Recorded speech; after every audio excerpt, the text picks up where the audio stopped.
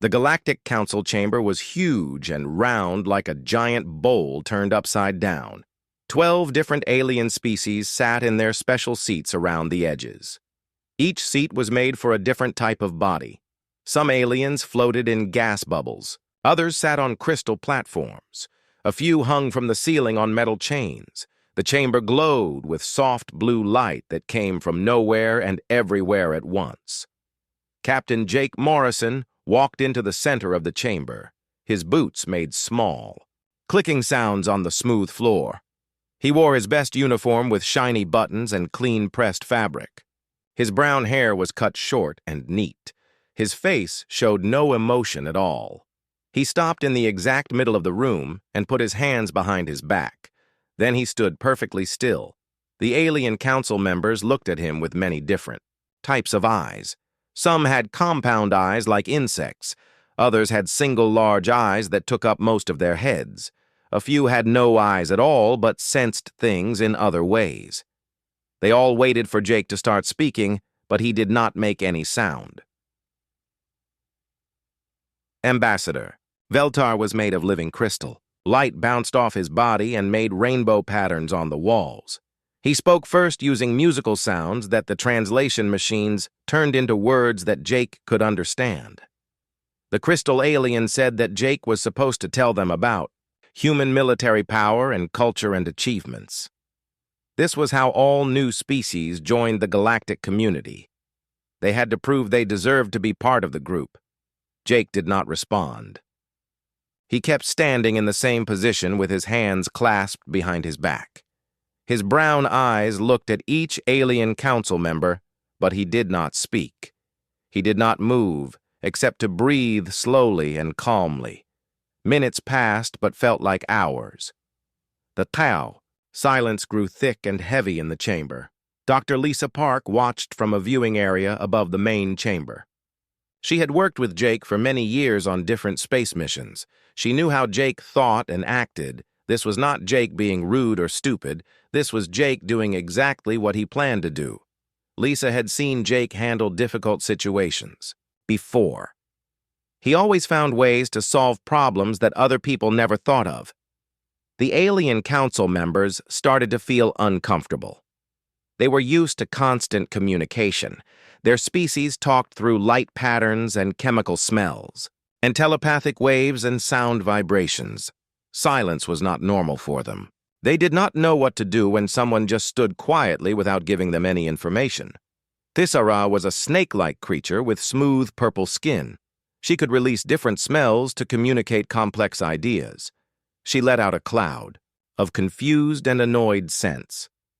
The translation system told Jake that she was asking if he was broken or needed help to speak. Maybe humans could not communicate properly and needed special technology. Jake ignored her completely. He did not even look in her direction. His breathing stayed steady and calm. His heart rate did not change. His face showed no fear or worry or anger. He just stood there like a statue made of living flesh. Commander Rex Collins watched from the human ship in space above the planet. He could monitor Jake's body signs through special sensors. Rex had served under Jake during 2 different wars. He had seen Jake face enemy soldiers and dangerous aliens and deadly space pirates. Rex knew that when Jake got very still and quiet like this, it meant he was thinking very hard about something important. In the chamber, the aliens started to notice something strange happening. They could not explain what it was. Jake was not using any technology. He was not sending telepathic messages. He was not releasing chemicals or making special sounds. But somehow his presence was affecting all of them. They found themselves sitting up straighter. They paid more attention to everything around them. They stopped their nervous movements and chattering communications. The Velnari representative was a creature made of gas that lived inside a special crystal suit. The gas began to swirl in patterns that meant deep thinking and consideration. Other council members started to copy Jake's posture without realizing they were doing it. They stood straighter and became more focused and alert. Something powerful was happening in the chamber, but none of the aliens understood what it was. The human was not doing anything special that they could see. He was just a single person, standing alone in a room full of advanced alien civilizations. But somehow, Jake Morrison was commanding their complete attention and respect without saying a single word or making any threatening gestures. The aliens began to wonder what kind of power humans possessed. How could one quiet figure dominate an entire room full of beings whose civilizations were thousands of years older than humanity? What was this strange ability that let Jake control the situation simply by existing in the space? The silence continued, but now it carried weight, and meaning that none of them had expected when the human first walked into their chamber. The silence stretched longer and longer until it became almost painful for the alien council members. They were creatures who lived through constant communication and sensory input. Quiet moments were rare in their cultures. Extended silence was almost torture for beings who shared thoughts and emotions and chemical signals every moment of their lives. Elder Crix was the representative of the Beltari hive mind species. She had thousands of small compound eyes that covered most of her head like a crown of jewels. Each eye reflected Jake's image in tiny, perfect copies, so that one human became 1,000 humans staring back at the council. Her species had achieved perfect collective consciousness many thousands of years ago. Every Beltari could share thoughts, instantly with every other member of their race across the galaxy. But something about Jake Morrison disrupted their mental networks. The collective consciousness of the Beltari felt confused and scattered when they tried to focus on the silent human. It was like trying to grab water with their bare hands. The harder they concentrated on Jake, the more he seemed to slip away from their understanding. This had never happened before in their long history. Elder Crix stepped closer to Jake, but he did not react to her movement. He kept his steady breathing and calm expression. His eyes followed her approach, but his body position never changed. She spoke through bioacoustic vibrations that made the air itself hum with complex harmonics. The translation systems worked hard to convert her words into human language. She told Jake that his silence was impressive, but not enough. The galaxy was a dangerous place full of threats and enemies. Space pirates attacked trade ships and stole cargo and killed innocent travelers. The Devourers were an ancient evil that destroyed entire star systems and consumed all life they found. The Council needed to know what humans could offer in the fight against these dark forces. Pretty gestures and quiet standing would not stop bullets or energy weapons or planet-killing machines. For the first time since entering the chamber, Jake moved his body. The movement was small and careful. He reached into his uniform pocket with slow, deliberate motions. Every alien in the chamber watched his hand with intense focus. Some of them tensed their muscles, expecting Jake to pull out a weapon or communication device or piece of advanced technology that would finally reveal human capabilities. Instead, Jake removed something very simple and ordinary. It was just a small piece of paper with a picture printed on it. The photograph was not fancy or high-tech. It looked like something any family might have in their home. Jake held the picture up so all the council members could see it clearly. Then he placed it gently on the central platform where everyone could examine it. The image showed a human child who appeared to be about 8 years old. She had long brown hair and bright, happy eyes. She was laughing with pure joy as she played with a simple wooden toy. The toy looked handmade and rough around the edges. Behind the girl was a modest home with plain walls and basic furniture. Nothing in the picture suggested wealth or advanced technology or military power. Jake stepped back from the platform and returned to his original position. His hands went back behind his back. His face returned to its calm, neutral expression. The silence filled the chamber again, but now it carried a completely different feeling. The photograph sat on the platform like a small sun radiating warmth and innocence and hope. Dr. Amy Foster was the mission psychologist monitoring the situation from Earth. She watched the live video feed with growing amazement and professional fascination. Jake had just performed what she recognized as a masterpiece of nonverbal communication. Without speaking a single word, he had introduced a concept that would change how the Galactic Council viewed humanity forever. The alien council members stared at the photograph with confusion and curiosity. They had expected demonstrations of military strength or technological advancement or cultural achievements. Instead, they were looking at a simple picture of a child playing with a toy. The image seemed almost primitive compared to the advanced holographic displays and quantum art forms that other species had presented to the Council in the past. Council member Zephyr was from a warrior culture that valued strength and combat skill above all other qualities. His body was covered in thick armor-like skin with scars from many battles.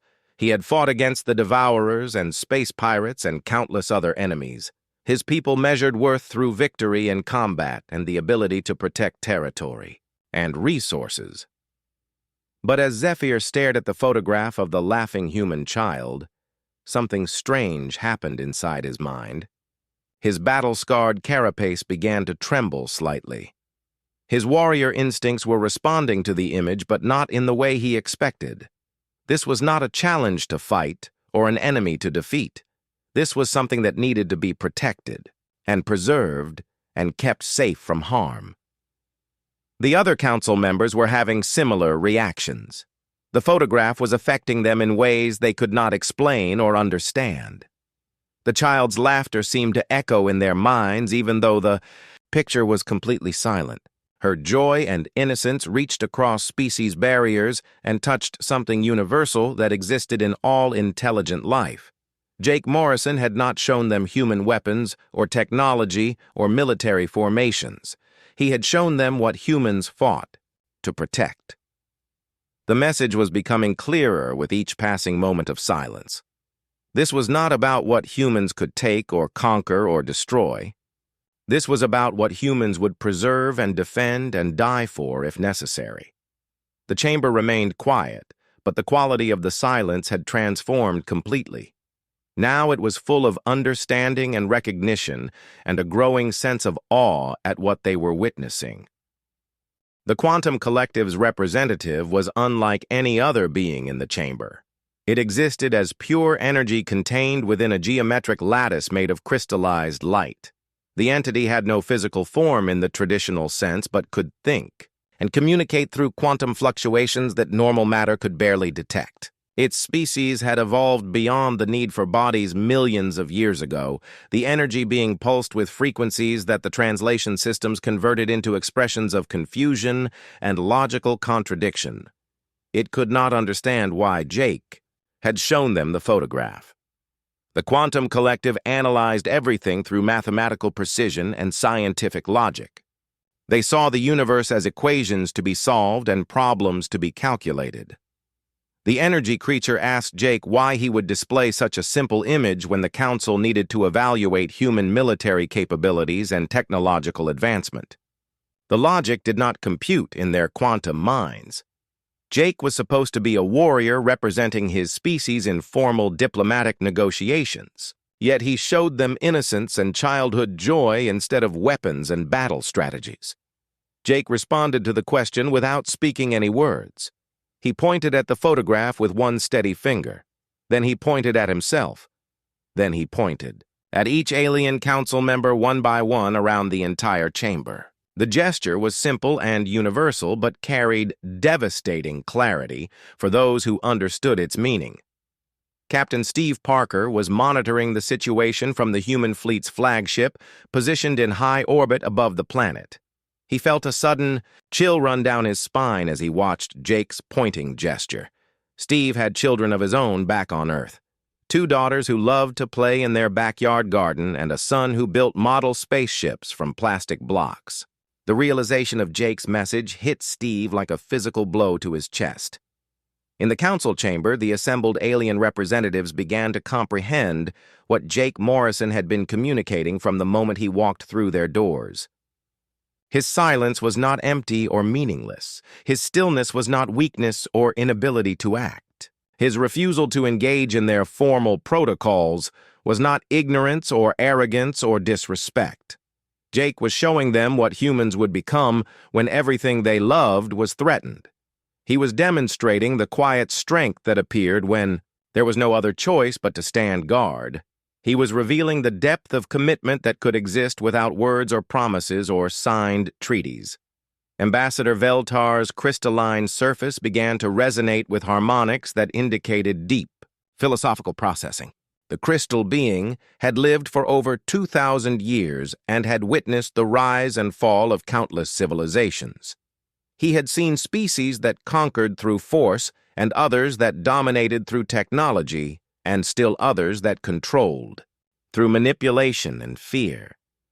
But he had never encountered a species that could convey such profound dedication through simple presence. Veltar realized that Jake was not just standing in their chamber as a diplomatic representative, he was standing as a living promise made by his entire species. A promise that needed no words because it was written in the very fiber of what humans were. The Crystal Ambassador spoke aloud for the benefit of the other council members. His harmonic voice carried clearly through the chamber as he said that he finally understood. This human did not need to list military assets or technological capabilities or cultural achievements. His entire posture and presence spoke a truth that transcended formal diplomatic language. Humans would endure whatever was necessary to protect innocence. They would bear any burden to preserve hope. They would stand guard so that children could continue to laugh and play with simple toys. In modest homes across the galaxy, they would become shields and weapons and barriers against the darkness so that the light of joy could continue to exist. Elder Crix's collective consciousness rippled with an emotion the Beltari had not experienced in centuries. Her thousands of compound eyes reflected Jake's image over and over again, but now each reflection seemed to show a different aspect of human nature. She saw the parent who would fight to protect their child. She saw the soldier who would hold the line no matter the cost. She saw the guardian who would stand watch through the longest nights. The hive mind whispered through bioacoustic harmonics that this species would serve as protectors rather than conquerors. They would be the guardians that the galaxy had long needed, but never found. Other civilizations had offered trade agreements and military alliances and technological exchanges, but the humans were offering something far more valuable and rare. They were offering themselves as the shield between innocence and the consuming darkness that always pressed at the edges of civilized space. They would be the ones who stood in the path of the devourers and space pirates and all the other evils that threatened peaceful worlds and laughing children. Thysera's serpentine form coiled and uncoiled as her species processed complex emotions through chemical releases. The scent she produced now carried notes of reverence and awe rather than confusion and irritation. Her people had always valued clever wordplay and elaborate negotiations. But this human had accomplished more through silence than the greatest orators in galactic history. The photograph continued to sit on the central platform like a beacon of everything worth preserving and protecting. The child's laughter seemed to echo through dimensions that had no sound. Her innocence reached across the vast differences between species and touched the core of what it meant to choose hope over despair. Jake Morrison had delivered the most important message in galactic history without saying a single word. Everyone in the chamber had heard it clearly. The human species was ready to become whatever the galaxy needed them to be in order to keep the light burning in the darkness. The chamber fell into a different kind of silence than before. This was not the uncomfortable quiet of confusion and waiting. This was the profound silence that comes when beings witness something that changes their understanding of the universe forever. Each alien representative sat with their own thoughts as they processed what they had just experienced. The Velnari representative's gaseous form swirled within its crystalline containment suit. The patterns of movement indicated what their species displayed during moments of enlightenment and revelation. The gas creature had existed for over 5,000 years in various forms. It had seen the birth of stars and the death of civilizations, but it had never encountered a form of communication as powerful as Jake Morrison's wordless presentation. The gas being spoke through harmonic resonances that made its crystal suit vibrate like a musical instrument. It told the assembled council that Jake's silence had been the most eloquent speech ever delivered in this ancient chamber. Words could lie and deceive and mislead. Technology could malfunction and create false impressions, but presence was truth in its purest form. Jake's jaw tightened almost imperceptibly when the Velnari called him eloquent.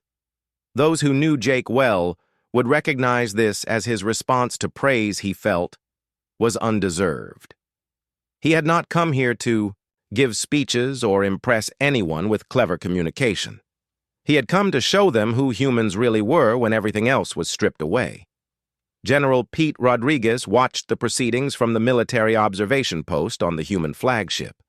His weathered face showed the kind of deep understanding that could only come from decades of military service in dangerous situations. Pete had personally recommended Jake for this crucial mission specifically because he knew Jake would handle it exactly this way.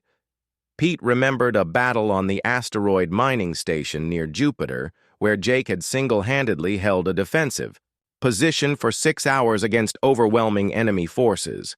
Jake had not done it for glory or medals or promotion.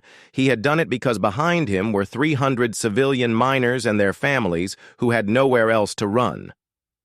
Jake had stood his ground because someone had to, and he happened to be in the right place at the right moment. In the council chamber, Jake moved again, but only slightly. He straightened his already perfect posture and met each alien's gaze directly. His brown eyes held steady and calm and absolutely resolute. Without speaking any words, he was making each council member a personal promise that spanned across species and galaxies and time itself. The promise was simple but complete. Humans would stand guard. They would hold the line. They would be the barrier between the innocent and those who would destroy innocence. They would endure whatever pain and sacrifice was necessary to preserve hope and joy and laughter in the universe. Zephyr's warrior culture had taught him to recognize strength in all its forms. Physical strength was obvious and easy to measure. But there were other kinds of strength that were harder to see but far more powerful. The strength to endure suffering for others, the strength to keep fighting when victory seemed impossible, the strength to protect rather than conquer. As Zephyr stared at Jake Morrison, he saw all these forms of strength contained within one quiet human figure. This was not the flashy strength of those who sought glory and fame.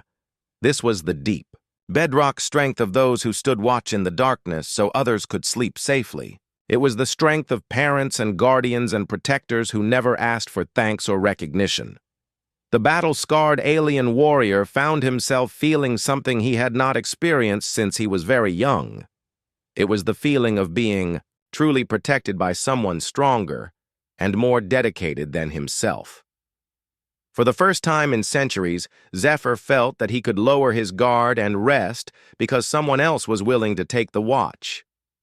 Elder Crix stepped forward with careful movements. Her thousands of compound eyes continued to reflect Jake's image in infinite repetition. She spoke through bioacoustic vibrations that carried clearly throughout the vast chamber. Her words were formal and ceremonial, as befitted such a historic moment.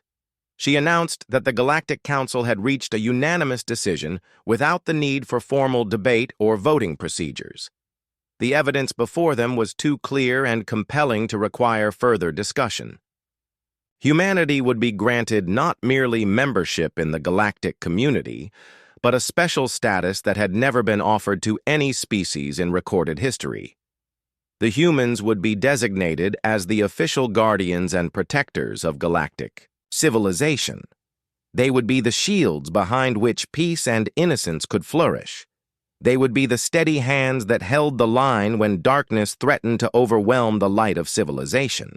They would be the watchers who stood guard so that children of all species could continue to laugh and play and grow up in safety.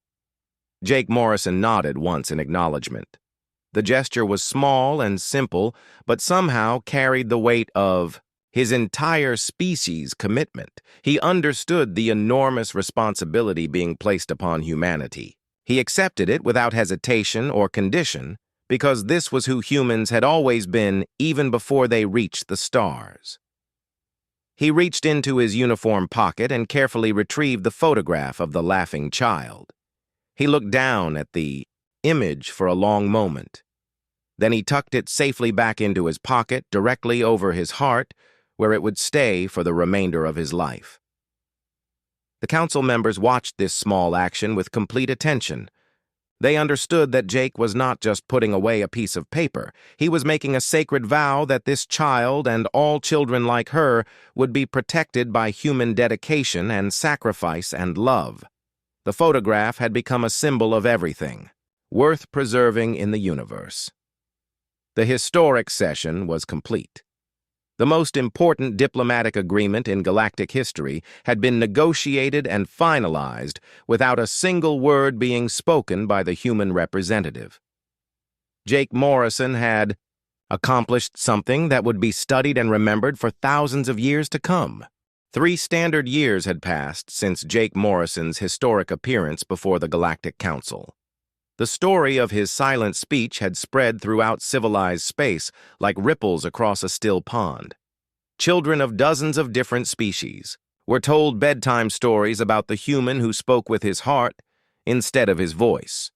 Artists created sculptures and paintings trying to capture the moment when everything changed in galactic politics. Captain Lucy Chen stood on the bridge of the ESS Guardian as it patrolled the Outer Rim territories where space pirates and raiders like to attack merchant vessels. Lucy had taken over Jake's position as Earth's primary diplomatic representative after he chose to return to active military duty. She understood why Jake preferred fieldwork to council meetings and formal ceremonies. The Guardian was humanity's first purpose-built peacekeeping vessel. It carried advanced weapons and defensive systems, but its primary mission was protection rather than conquest. The ship's corridors were lined with photographs from across the galaxy, images of children from every member species playing and laughing and learning in safety. The crew called it the Gallery of Reasons, and every human who served aboard the Guardian walked past these images every day. On Lucy's desk in her ready room sat a framed copy of the same photograph Jake had shown the council. The image of the 8-year-old girl with her wooden toy had become known throughout space as the Promise Portrait. Copies were displayed in government buildings and military stations and family homes across human territory. It represented everything that humanity had sworn to protect. Commander Paul Wright entered the ready room with the daily intelligence reports. Paul had served under Jake during the asteroid mining wars and understood the weight of responsibility that came with wearing a human uniform in the current galactic situation. Every day brought new requests for human intervention in conflicts and crises across known space. Paul informed Lucy that 3 more species had formally requested human protection for their colony worlds. The Thaxari had specifically asked for what they called the silent guardians who spoke with their hearts. The Mirian Federation wanted human ships to escort their exploration vessels into uncharted space. The crystal beings of Veltar Prime had requested a permanent human presence in their star system after reports of devourer scouts near their borders. Lucy reviewed the requests with careful attention to detail. Each decision could affect millions of lives across multiple star systems. The human fleet had grown to encompass 75 vessels, but that was still not enough to protect every world that asked for help. Priorities had to be established and difficult choices had to be made. The communications officer announced an incoming message from Admiral Jake Morrison aboard the battleship Defender positioned near the galactic core, where devourer activity was heaviest. Jake had accepted promotion to fleet command, but insisted on staying in the most dangerous assignments. His reasoning was simple and direct. If humans were going to ask others to trust them with protection duties, then humans had to be willing to face the worst threats personally. Jake's image appeared on the main view screen looking older and more weathered than when he had stood before the alien council. 3 years of constant combat operations had left their mark, but his eyes still held the same steady determination and quiet strength. He reported that Devourer forces had been pushed back from 2 more inhabited systems, but the enemy was regrouping for another major offensive. The battle reports were encouraging, but came at a heavy cost. Humanity had lost 12 ships and over 3,000 personnel in the last 6 months of fighting. Each loss was felt deeply throughout the human fleet because every person who wore the uniform understood they were fighting not just for their own species, but for the preservation of innocence and hope across the galaxy.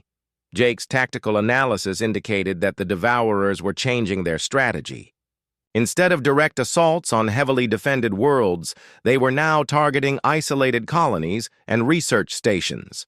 Their goal seemed to be spreading fear and despair rather than simply conquering territory. They wanted to prove that no place was safe and that hope was meaningless in the face of ultimate destruction. Lucy knew that this psychological warfare was specifically designed to break human morale and resolve. The Devourers understood that humans drew their strength from protecting others. If they could make humans feel helpless to prevent suffering, then they could destroy the very foundation of human purpose and identity. But the enemy had underestimated human nature in a fundamental way. Each loss only strengthened human determination to prevent further losses. Each act of cruelty by the Devourers only reinforced human commitment to standing guard against such evil. The attacks were having the opposite effect from what the enemy intended. Reports came in daily from across the galaxy about human actions that had already passed into legend. Commander Sarah Martinez had evacuated 30,000 civilians from a doomed colony world while her ship was under constant enemy fire. Lieutenant Danny Cooper had single-handedly held a space station's docking bay open long enough for refugee ships to escape, even though he knew the station was about to explode. Captain Maria Santos had rammed her damaged destroyer directly into a Devourer mothership to save a hospital ship full of wounded children. These stories spread throughout civilized space and inspired other species to acts of courage and sacrifice they had never thought possible. The human example was creating a new kind of galactic community based on mutual protection and shared responsibility rather than just trade agreements and territorial disputes. Elder Crix sent regular updates to Lucy about how the Beltari collective consciousness was being affected by human presence in the galaxy. The hive mind reported that their species was experiencing new forms of individual courage and initiative that had been dormant for millennia. Young Beltari were volunteering for dangerous assignments and making personal sacrifices for the greater good in ways that amazed their elders. Similar reports came from other member species. The crystal beings of Veltar were developing new art forms based on concepts of protection and guardianship. The warrior culture of Zephyr's people was shifting from conquest-based values to defense-based ethics. Even the purely logical quantum collective was beginning to factor emotional and moral considerations into their mathematical analyses of galactic events. Humanity's silent promise was transforming the entire galactic community in ways that no one had anticipated when Jake Morrison first walked into that council chamber. The message he delivered without words was still echoing across space and time, and inspiring beings who had never met a human to become better versions of themselves. 5 more years had passed, and the galaxy looked very different from the one Jake Morrison had first encountered when humanity reached the stars. The human fleet now consisted of over 200 vessels spread across known space in a vast protective network. Every major trade route had human patrol ships ensuring safe passage for merchant vessels. Every frontier colony had human defenders standing watch against raiders and hostile forces. Captain Lucy Chen had been promoted to admiral and commanded the entire human peacekeeping operation from her flagship, stationed near the Galactic Council homeworld. The weight of responsibility had aged her beyond her years, but she carried it willingly. Every morning she looked at the promise portrait on her desk and remembered why humanity had accepted this burden. The photograph of the laughing 8-year-old girl had become the most recognized image in galactic history. It appeared on monuments and in museums and government buildings throughout civilized space. Children from dozens of different species could identify the promise portrait and explain what it represented: hope and innocence, and the commitment to protect both at any cost. Jake Morrison was now Fleet Admiral in charge of all human military operations.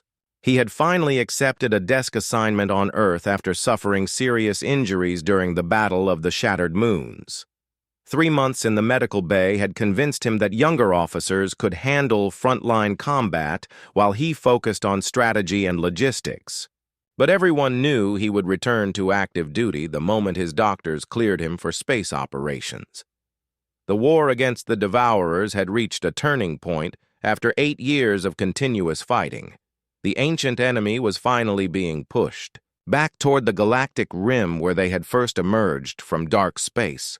Dozens of worlds had been liberated and millions of refugees had returned to rebuild their homes. The cost had been enormous, but the tide was turning in favor of the Allied forces. More importantly, the galaxy itself had been transformed by humanity's example. Species that had never cooperated before were now working together on joint defense projects and mutual aid programs. The Beltari hive mind was sharing advanced biotechnology with former enemies. The crystal beings of Veltar were teaching other species how to harness stellar energy for peaceful purposes. Even the logical quantum collective was developing new mathematical models for cooperation and altruism. Dr. Amy Foster had spent the last decade studying what historians were already calling the human effect on galactic civilization. Her research showed that every species in contact with humans was experiencing positive changes in their social structures and value systems. Crime rates were dropping, educational programs were improving, scientific research was advancing faster than ever before, as species shared knowledge freely for the common good. The changes went deeper than politics and economics. They reached into the fundamental way that different species understood their place in the universe. Before human contact, most civilizations had viewed existence as a competition for limited resources where only the strongest survived. Humanity had introduced the concept that survival could be enhanced through cooperation and mutual protection. Young beings from every member species were volunteering for what they called guardian service modeled after human peacekeeping forces. These volunteers underwent special training programs designed by human instructors who taught them not just military tactics, but the philosophy behind protection rather than conquest. The graduates returned to their homeworlds as the first generation of truly galactic citizens. Commander Paul Wright had been promoted to captain and now commanded his own vessel in the Outer Rim territories. His ship, the Peacekeeper, carried a mixed crew of humans and aliens working together to protect frontier settlements from space pirates and raiders. Paul often thought about how different his life had become since that day when Jake Morrison walked into the council chamber and changed everything without saying a word. The alien crew members on Paul's ship had adopted human customs and traditions in unexpected ways. The Velnari engineer had started keeping a small garden in the ship's hydroponics bay where she grew flowers that served no practical purpose except to create beauty. The Beltari communications officer had learned to appreciate solitude and individual reflection time separate from the hive mind collective consciousness. The Thaxari weapons specialist had begun writing poetry about protection and sacrifice and duty. Reports continued to arrive daily about heroic actions performed by non-human species inspired by human example. A Myrian trader had risked his life to rescue survivors from a disabled passenger liner. A young Velnari scientist had refused evacuation from a research station under attack because her work might save other lives. An elderly Beltari had volunteered for a dangerous mission to carry medical supplies to a plague-stricken world. These stories were collected and shared throughout the galaxy as proof that the human message had been received and understood by countless beings who would never meet a human face-to-face. The silent speech Jake Morrison had delivered in the council chamber 8 years ago was still echoing across space and inspiring new acts of courage and selflessness every day. On quiet nights when the fleet was between missions, Lucy would stand on her observation deck and look out at the stars. She wondered if Jake had any idea what he was starting when he placed that simple photograph on the council platform and stepped back into silence. She doubted he had planned to transform galactic civilization, but that was exactly what his wordless message had accomplished. The human fleet motto had become, "When words fail, hearts speak," and every vessel carried those words painted on their hull in dozens of different languages. The phrase appeared on everything from military equipment to children's toys to architectural monuments. It reminded everyone that the most important communications happened without sound or speech, but through action and example and unwavering commitment to protecting what mattered most. Jake Morrison had not spoken, but everyone had heard his message clearly. That message continued to resonate across the galaxy 8 years later, inspiring new generations of guardians and protectors who understood that true strength came not from the ability to destroy, but from the willingness to preserve and defend and sacrifice for others. The human had delivered the most important speech in galactic history, and he had never said a single word. His silence had spoken louder than any voice, and his message would echo through space and time long after his own voice had been forgotten. In the end, that was exactly how Jake Morrison would have wanted to be remembered.